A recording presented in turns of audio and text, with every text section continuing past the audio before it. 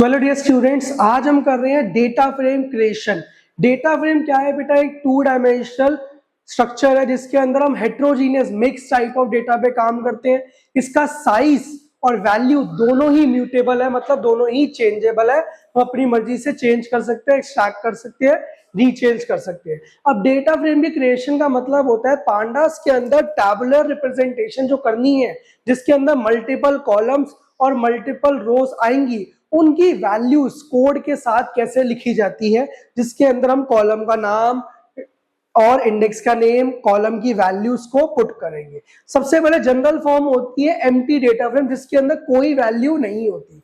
Import pandas as PD, DF is equal to PD dot data frame का D और F capital, print DF. ये क्या है? एक एम्प्टी डेटा फ्रेम, खाली, जिसके अंदर कोई भी वैल्यू नहीं है। ऐसा डेटा फ्रेम जिसके अंदर बोलो कोई भी वैल्यू नहीं है, ऐसा डेटा फ्रेम जिसके अंदर कोई भी वैल्यू ना हो, वो क्या है?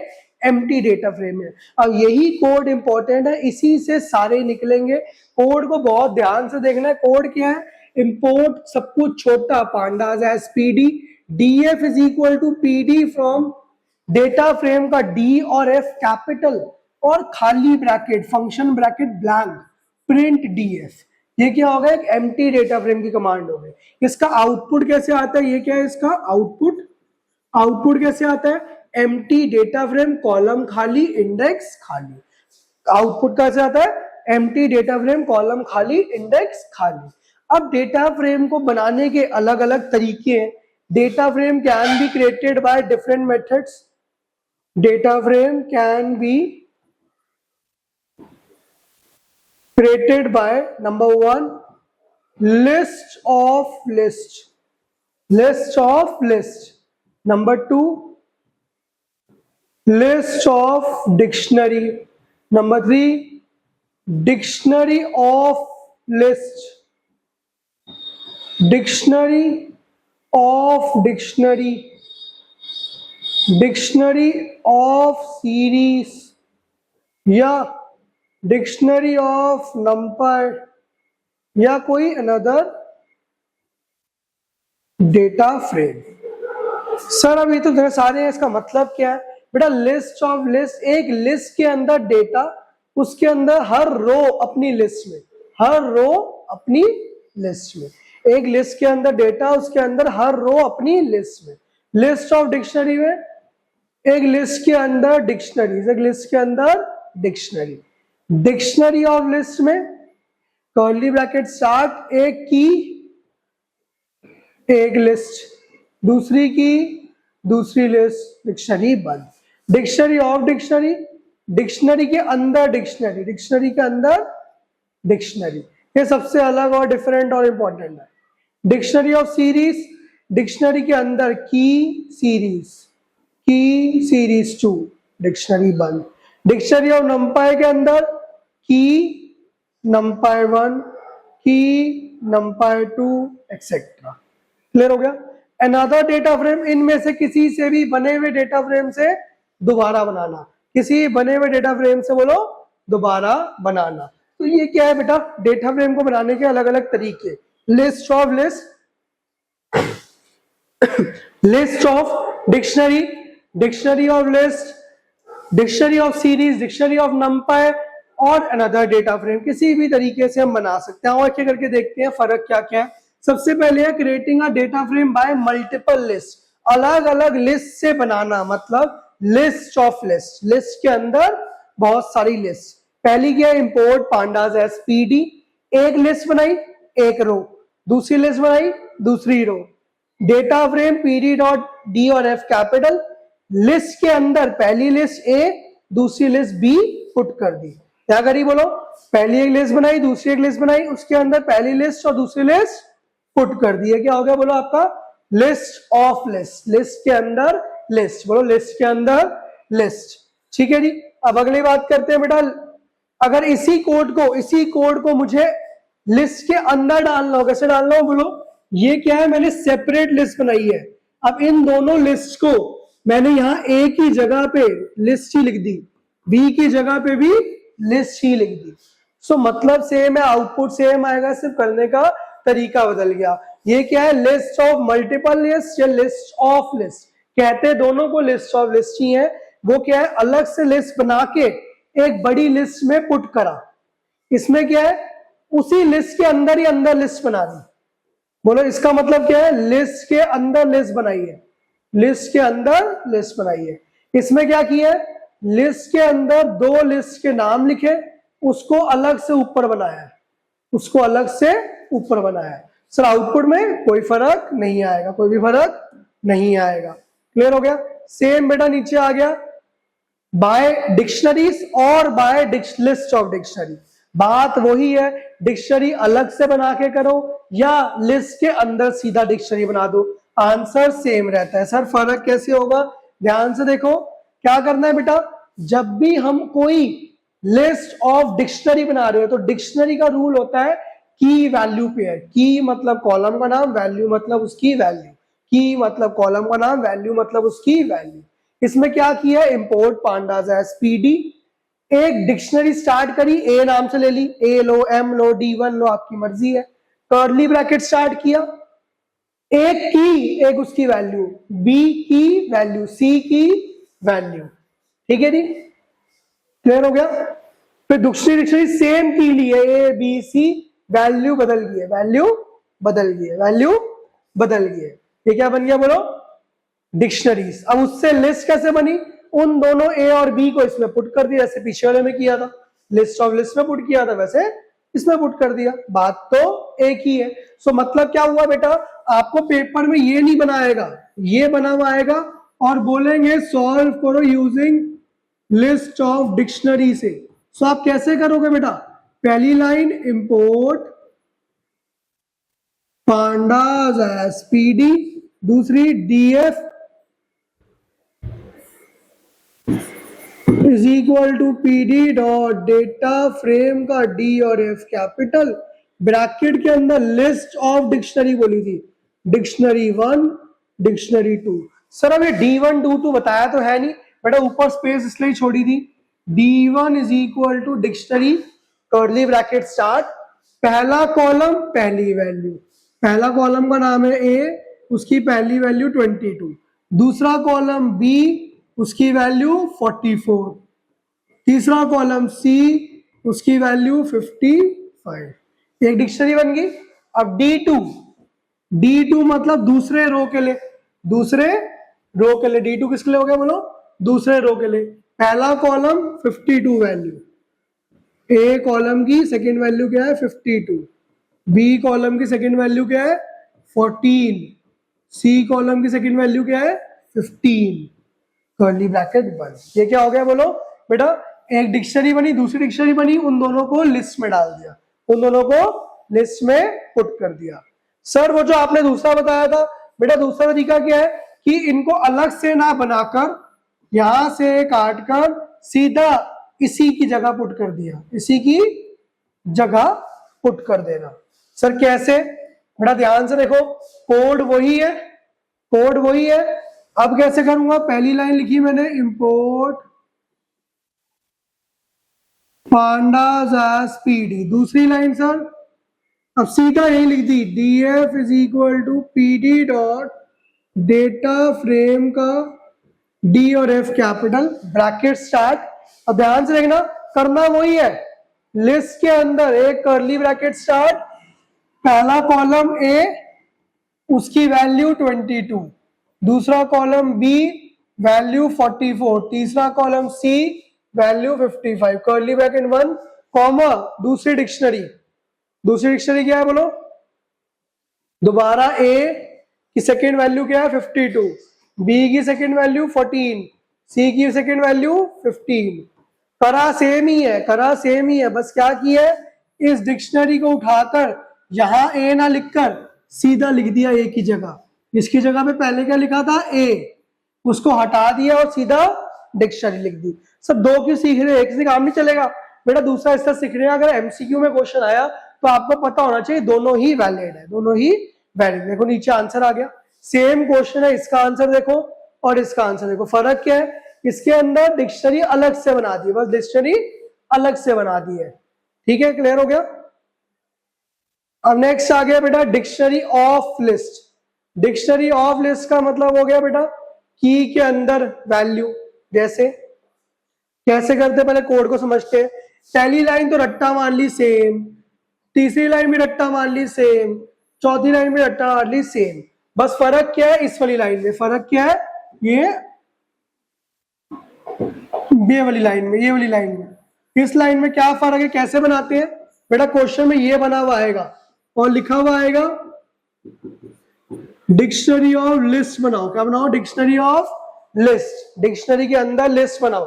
तो सर डिक्शनरी के अंदर लिस्ट का मतलब होता है डिक्शनरी स्टार्ट, एक की, एक कॉलम का नाम, उस कॉलम की लिस्ट क्या है 1 2 3 4, कॉमा दूसरी की, दूसरे कॉलम का नाम, उसकी लिस्ट क्या है 20 30 40 50, और ये लिस्ट डिक्शनरी में बंद।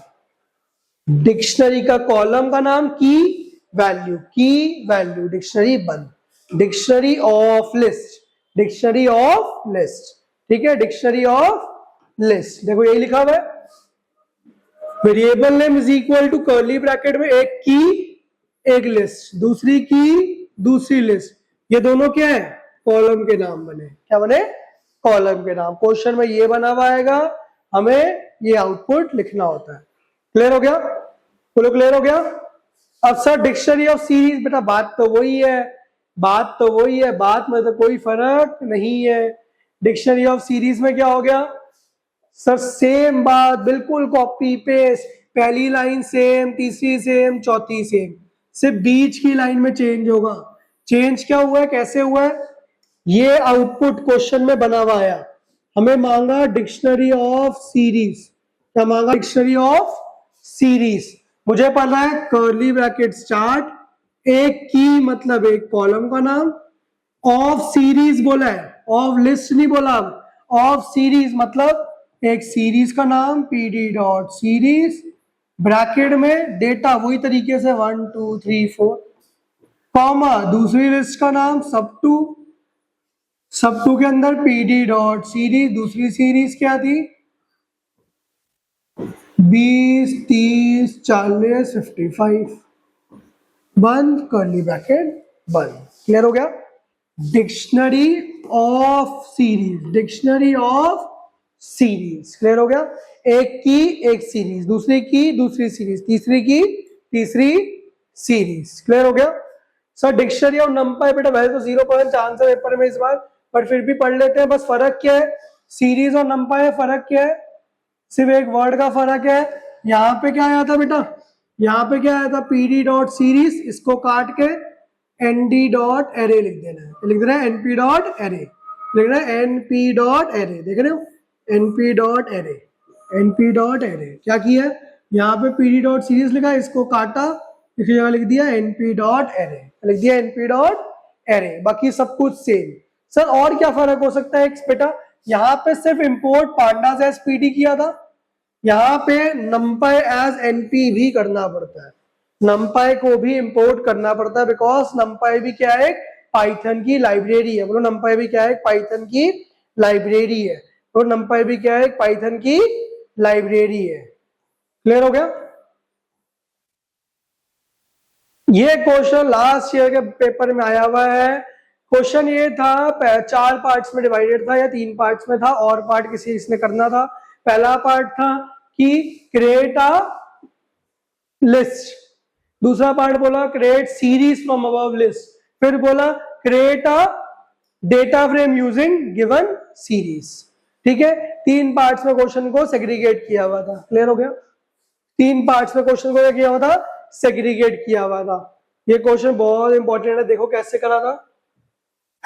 पहली लाइन इंपोर्ट पांडास एसपीडी, दूसरी एक सीरीज बनाई, दूसरी सीरीज बनाई, तीसरी सीरीज बनाई, क्योंकि 3 सीरीज बनानी थी। फिर उससे डेटा फ्रेम में तीनों का नाम लिख दिया एबीसी। जैसे अभी हमने ऊपर में लिस्ट और लिस्ट करी थी, ए और बी लिस्ट बनाई थी, नीचे ए और बी नाम लिख दिया था। अब बेटा वेरिएबल में आप लिस्ट बनाओ, सीरीज बनाओ, डिक्शनरी बनाओ, कोड तो सेम ही रह रहा है।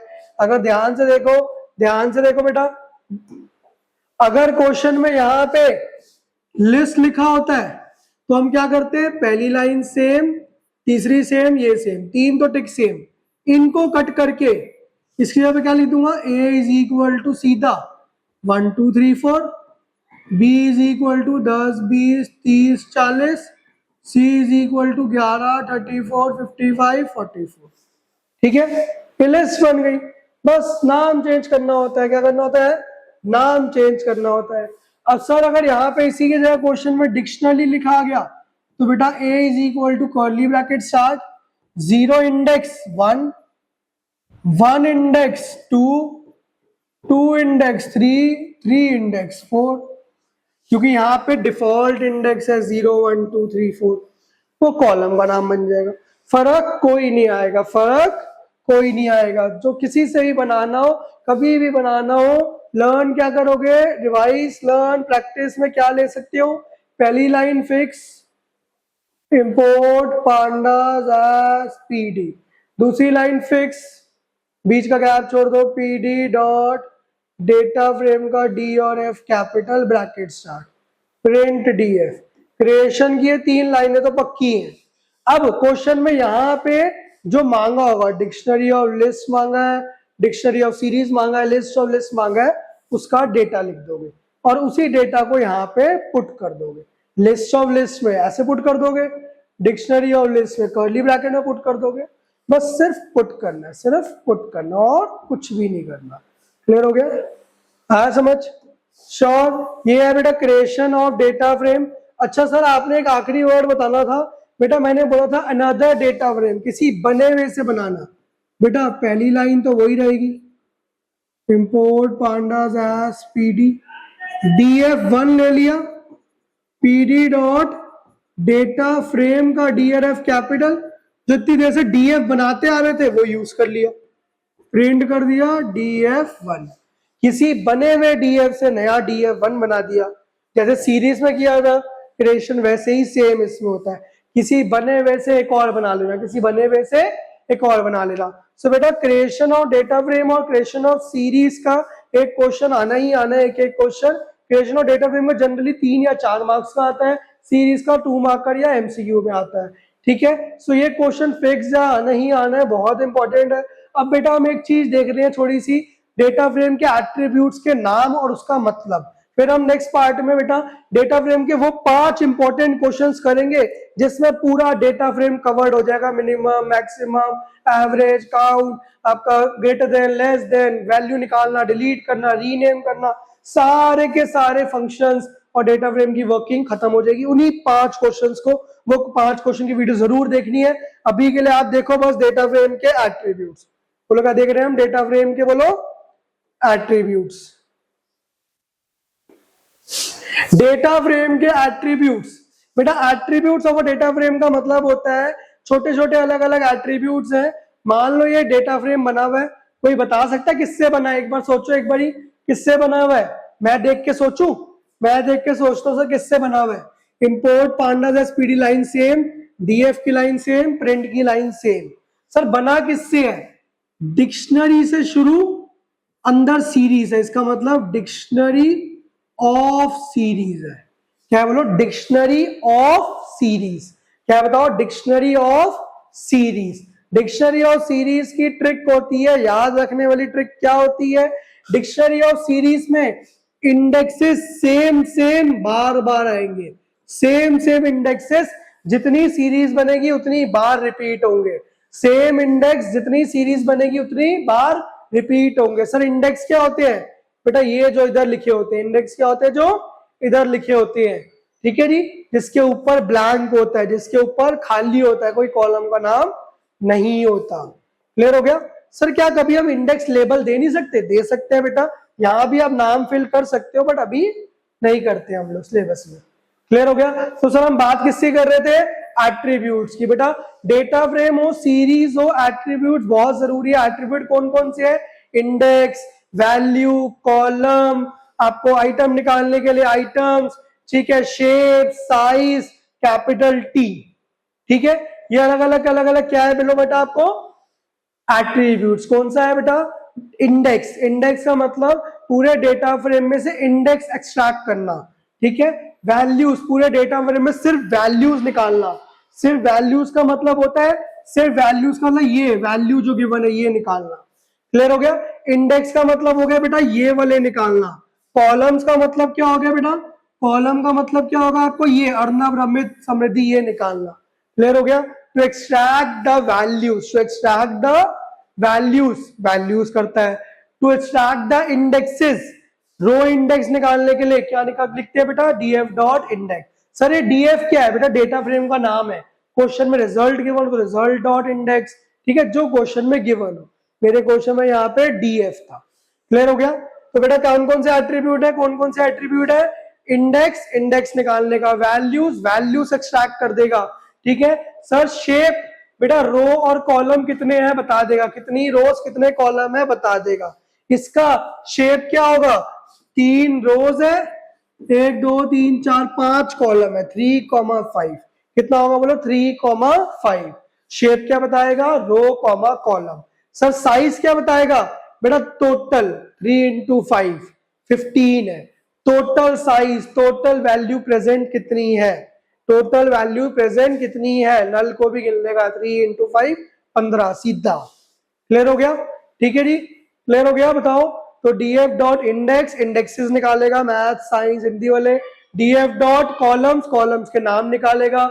डीएफ डॉट वैल्यूज, सिर्फ वैल्यूज एक्सट्रैक्ट कर देगा जितनी भी वैल्यूज गिवन है, ठीक है। क्लियर हो गया। DF dot shape, row comma column बताएगा। डीएफ डॉट साइज, रो इनटू कॉलम, 3 5 15 बता दिया था, ठीक है।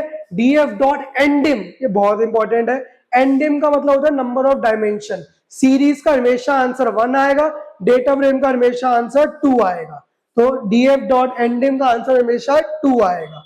क्लियर हो गया, बोलो क्लियर हो गया, ठीक है। कौन कौन सा करेगा, DF dot index, DF dot item, DF dot shape, ठीक है, साइज, एंडिम। क्लियर हो गया। कॉलम्स समझ आ गया, बोलो। अब डीएफ डॉट आइटम लिखा होता तो बेटा दोनों चीजें आ जाएंगी, रो के भी और कॉलम के भी, दोनों आ जाएंगी। क्लियर हो गया, बताओ। Short DF dot D type, D type का मतलब होता है हर कॉलम में कैसा डेटा है बता देगा, हर कॉलम में कैसा डेटा है बता देगा। जैसे डीएफ डॉट डी टाइप्स लिखा, इसके नीचे आ जाएगा N64, N64, N64, N64, N64। अगर यहाँ पे कोई भी वैल्यू 94.5 होती, ऐसे होती, तो इसके नीचे क्या आता, फ्लोट 64, क्या आता, फ्लोट 64। अगर यहाँ पे इन वैल्यूज की जगह पे A B C होता तो यहाँ आता ऑब्जेक्ट, क्या आता बोलो, ऑब्जेक्ट। तो क्या आता बेटा, अर्नब का N64, रमित का N64, समृद्धि N64, रिया ऑब्जेक्ट, मलिका N64। क्लियर हो गया, बताओ क्लियर हो गया, समझ आ गया। डी टाइप बताता है, जैसे इसमें सबका N64 है और ओवरऑल डी टाइप क्या है, ऑब्जेक्ट, बिकॉज हमेशा डेटा फ्रेम का ओवरऑल डी टाइप ऑब्जेक्ट होता है। डेटा फ्रेम वैसे डी टाइप नहीं निकाल सकता, सीरीज के हर आउटपुट के अंदर डी टाइप आता ही आता है। डेटा फ्रेम में सिर्फ या तो डी टाइप्स वर्ड लिखूंगा तब आएगा, या तो किसी एक कॉलम को एक्सट्रैक्ट करूंगा स्पेसिफिकली तभी आएगा। क्लियर हो गया। लास्ट एक है टी, मैंने पहले भी वीडियोस में बताया है, कैपिटल टी का मतलब होता है ट्रांसपोज, रो को कॉलम, कॉलम को रो। ध्यान से देखो, पहले क्या है बेटा, मैथ साइंस हिंदी रोज है, ये कॉलम है, टी लगाती क्या हो गया उल्टा, ये कॉलम बन गई और ये रोज बन गए। कैपिटल टी का मतलब ट्रांसपोज, रो को कॉलम, कॉलम को रो। सो बेटा नेक्स्ट वीडियो में हम 5 बहुत इंपॉर्टेंट क्वेश्चन करने वाले हैं डेटा फ्रेम के, जिसके अंदर पूरा डेटा फ्रेम कवर हो जाएगा। हालांकि मैं आपको डेटा फ्रेम की स्टेप बाय स्टेप भी बताने लगा हूं बाद की वीडियोस में कि कैसे होता है, लेकिन मैं वन शॉट 5 क्वेश्चंस का क्रच देना चाहता हूं जिसके अंदर आपका पूरा डेटा फ्रेम के सारे पार्ट्स कवर हो रहे हैं, ठीक है। तो वीडियो जरूर देखनी है और मुझे सब्सक्राइब करो जिससे वीडियो कहीं गायब ना हो जाए। All the best.